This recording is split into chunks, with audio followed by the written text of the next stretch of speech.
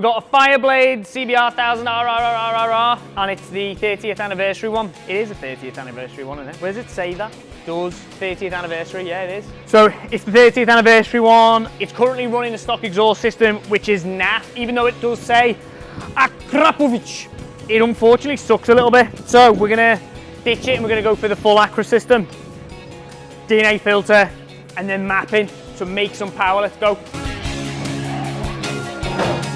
Right, it is on the dyno. We're now going to blow it all apart and connect RPM sensors and cap pair valves and all that good stuff. And then we're going to see where our base setting is. So this is what we're going to do. We do with every single bike is it comes in on the dyno, check everything over, chain, oil, water, all of that good stuff. And then that's our baseline. So from this position, it's then whatever changes was the delta between what we start and what we finish. That's the gain. That's what we're mainly looking for. It's not really out and out numbers, because they vary. So we'll give it a run as it is now, and then we'll get it off, get it all stripped down, and then do all the other stuff. A power gas. Oh, that's not as fun. It's 180-ish, 184. These will be close to the 200s or around the 200s, but it'll start in the maybe 180s, mid 180s. What did you think?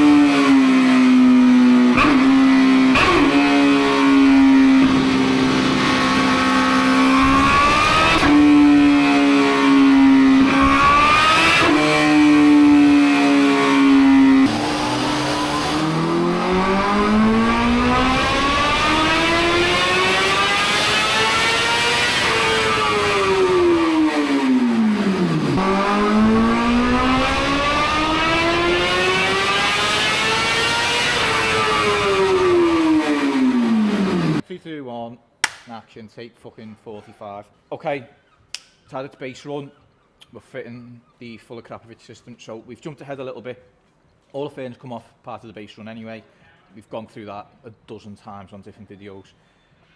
As I always say, a lot easier, rad off. As you can see on these, it's super tight to get in there. So we are now gonna, I always go round and I basically WD-40 or any penetrating fluid. Even though it's new, put on the bolts, it makes life a lot easier. So on this, what have we got to watch and take off that are a little bit different to say a couple of year older bikes? Okay, Standard header bolts, got to take them off. Euro 5, you're seeing a lot more now. We have pre and post CAT O2 sensors, 2 on either side. Now, some people are not getting mapping. The location's a little bit different on the Akrapovic systems, and I think on the Arrow, so you have to do a bit of jiggery-pokery with the wiring. We're turning them off, so it doesn't matter. And to be honest, if you're running a full system, you should be getting it mapped anyway. Meet you around that side. We will, first things first, is obviously going to pop the exhaust control valve cables off for now, and then later on I'll have to remove the motor. That means we can take the bazooka off. Then we can start taking the mount off for the CAT there. We can take header bolts off, that'll fall off, and then the Akra system can go on, and it sounds dead easy, and it's probably half a day's work-ish. Got my dad helping me, because obviously I'm still sick, and I'm not allowed to touch tools, even though I may be touching tools. Maybe. It shows the headers. I can. Okay, we've already opened this because the customer couldn't wait and he really wanted to see it, so beautiful can. Wow, much better. A lot of these cans, we've said it before, a lot of them are like under license and they're homologated for Euro spec. They're not actually, when I say a proper Akra, they're not the full race one, not racy. And he's obviously, of course, he's gone for titanium headers. Ooh. Now, they'll look a lot better when they're on, and as soon as they get hot, they'll go a nice rainbow purpley colour. He's gone for the additional heat shield as well, which is upstairs, that goes on. Don't know why it's additional. And that's it, so we'll crack on. Okay, so a correction for all you people who love to catch people out in the comments like us. You like to see if I made a mistake. I made a mistake. 2 O2 sensors, not 4. I was thinking of a BM. Don't ask me why. I just was. Dad, who does not like to be seen, the imaginary ghost, is just cleaning the front sprocket cover because they, typical Honda fashion, they mount up here on like a clip that's part of the sprocket cover, but it's internal, yeah. So the plugs all get covered in crap, and they're not facing this way, they're facing the motor, so you have to take it off to do it. So yeah, that's them off. It's something you have to do on it anyway. So that's something else to note, a little bit of an extra thing. Yeah, also one of these plugs, just if you're doing this yourself at home, one of them is your side stand switch, so make sure you plug it back in. So take it around the little top tip here. Getting these off is a little bit of a pig. Just take, for the sake of 2 bolts, take your foot peg off and zip tie it up there. It's rubber, so don't worry, it won't be, it's not an issue, and it's not tight. And it just gives you full access, then you're not scratching your knuckles or struggling. Header bolts are already loose, so we're very close to taking it off. And then it's time for some titanium. Ignore the mess. The mythical dad has disappeared, who's giving me a hand. So we'll work from this side, I think, because we can see a bit more. Oil cooler off, which was a bit we didn't show you. So on this particular one, oil cooler's got to go off. It come off just for the access. So headers on, feeding nicely, neatly around the sump up to this lovely, great big link pipe. We'll put the can on later because we want to just get all this buttoned up back to where it was. So next job is to get oil cooler on, rad on, them infills back on that go around the rad and up here, everything bolted back on, footrest back on, exhaust control valve and cables off. Even though obviously Akra, it's a very comprehensive kit to give you, so if you're not going for the mapping, you can just put a stop on there. So obviously these cables open and close a butterfly valve for noise, back pressures, emissions, So if you're putting a full system on there, you don't need any of that, or you don't want any of that. So this gives it the stop to stop an engine management light coming on. And we never fit them because we're always, if someone's having a system where we're flashing these to make it run properly for that system. But Akra, to be fair, a lot of other companies do bring do have a comprehensive kit where you get these stoppers now to stop the light coming on. So if you ever wonder what that's for, if you're fitting your own, it's for your exhaust control valve. Or read your instructions, build the front up, get the back end on, check oil level. Obviously because the cooler's been off, it's had a little bit of a wear oil, not for much, but double check that. Fill the cooling system back up, run it up, Then we need to put DNA filter in up top. It's ready for mapping then. Yeah, it's been fairly smooth as far as system fits go. It's just, as I always say, it's easier just to take loads of stuff off and then put it back on, rather than fighting with a little gap. My phrase of the day. Oil cooler, rad everything's back on, bolted up, neat, lovely, jubbly, happy. Look beautiful. Don't know if everyone knows this. If you touch titanium with, say, greasy hands or when you're working, if you don't wipe it down, it will leave an imprint when they get hot, unless you want to be remembered forever. Make sure you wipe it off. We haven't put the end can on yet because the customer ideally wants to retain pillion pegs, but he wanted the race system. Can you see where this is going? Going to do that tomorrow, so basically put coolant in it, ready for when it runs up. It'll just need a top up. Reason we've got a load of tape there saying loose is them pegs are still loose because in the morning I've got to feed the exhaust control valve cables up and out and off, because I'm going to take the tank off to put a DNA air filter in. So, but today just wanted, because I've got to take it easy. I'm happy where we've got here for today, and we'll rejoin this in the morning.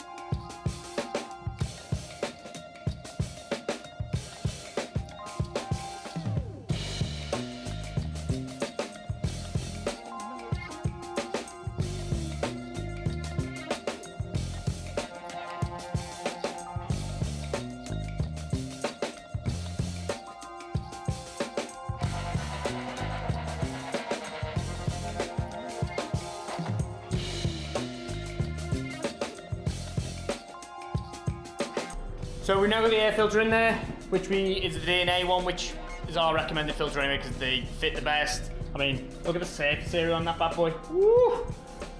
I can suck some air. So that's all in. We always clean the airbox as well because it just makes a nicer job. It also means, one, it allows air to flow in there better. Two, it means the air filter is going to stay cleaner for longer because otherwise it's going to be dirty immediately. Pointing that. And now that's all in. We'll get it all buttoned back up. And then we'll start doing runs. Woo.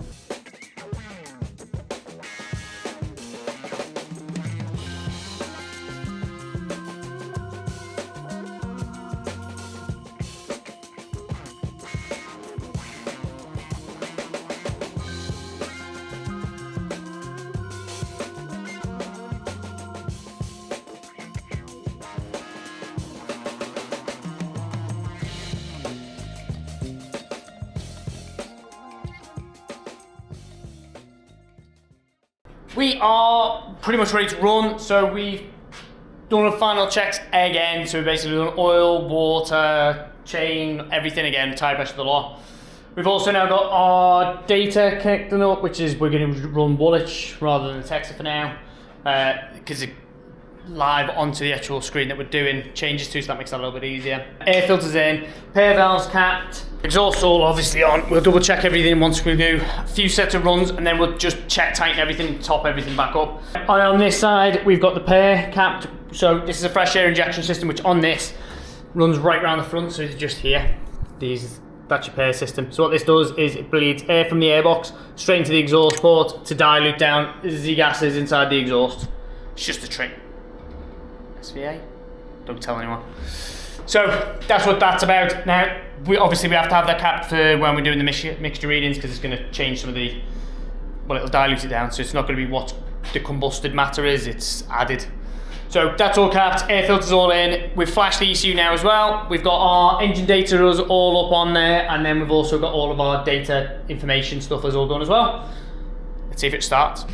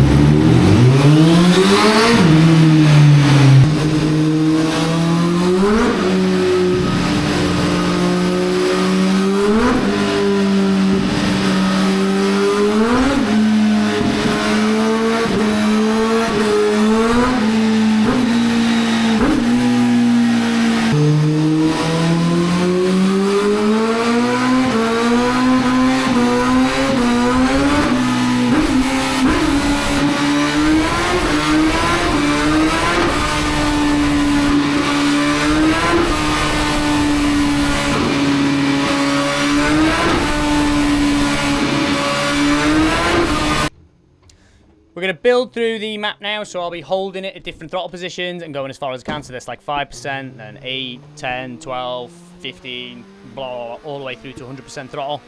And the things that are dancing around on the right-hand side are our AFR value, so you can see that it wants to stay in the green, and we're not a million miles away from there right now already. So we'll just keep building and building and building all the way through the runs. As you can see on the left-hand screen is the graph, that's the data that I refer back to. The bit that you can see the dial gauge moving in the middle, the fuel table's just underneath that. We'll go into there in a minute and then roll through and change all of the values once we've done all of the runs. And this is a process, so we'll do this once and then we will make the adjustments, corrections, flash it on, and then repeat and repeat and repeat until we get our targets basically.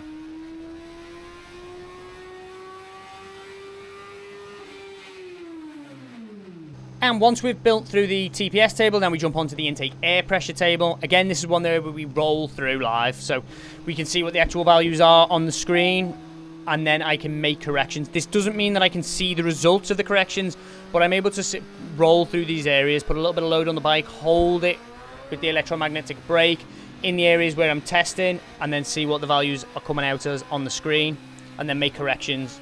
Once we've done that, then again, it's flash it onto the ECU and the repeat it. Right, so we've done it. We have now done a full set of runs. To be honest, the fueling's actually not terrible. It's not miles away right now. So the base run, which is a map that we built on another bike with similar step, is pretty close already. So you can see that we're just kind of skating around our dotted line. That's pretty much where we want it to target. If we're between the 12 and the 14, that's pretty much good there or thereabouts.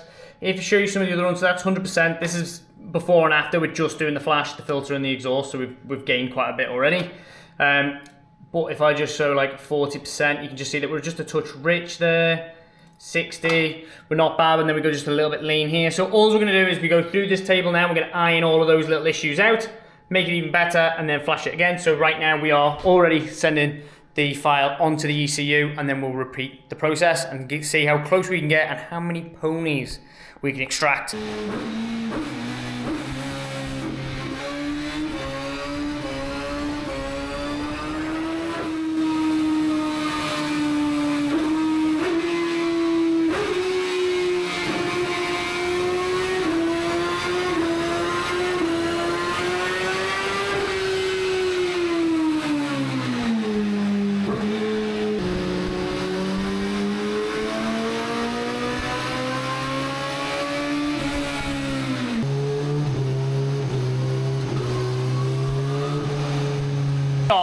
It's not this bike. It left, unfortunately. We're just so busy we didn't have time to actually finish doing the outro thing. So the bike has gone, but the good thing is the customer's taking it. He is ecstatic. It's so much better. we started at 185 and we finished at 203 at the rear tyre, which is not too shabby either. Delivers the power really smooth, super nice to ride. Bike is wicked, so we are really happy with that. Thanks for watching and we'll see you on the next one.